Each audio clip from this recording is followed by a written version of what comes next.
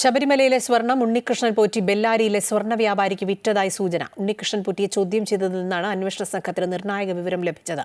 സ്വർണം കണ്ടെത്തുന്ന അടക്കമുള്ള തെളിവെടുപ്പിനായി ഉണ്ണികൃഷ്ണൻ പോറ്റിയെ ബംഗളൂരുവിലും ചെന്നൈയിലും ബെല്ലാരിയിലും എത്തിക്കും. കേസിൽ കൂടുതൽ അറസ്റ്റ് ഉണ്ടായേക്കുമെന്നാണ് വിവരം.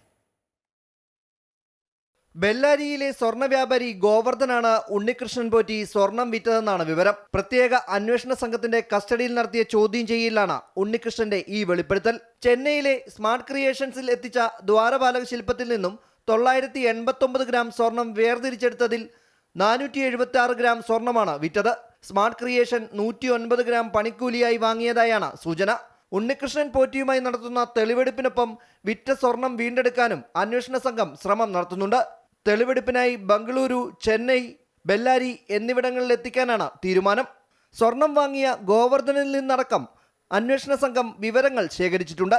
ഉണ്ണികൃഷ്ണന് വേണ്ടി കൽപേഷാണ് സ്മാർട്ട് ക്രിയേഷനിൽ നിന്നും സ്വർണം കൊണ്ടുപോയതെന്ന സ്മാർട്ട് ക്രിയേഷൻ സിഇഒ അന്വേഷണ സംഘത്തിന് മൊഴി നൽകിയിരുന്നു.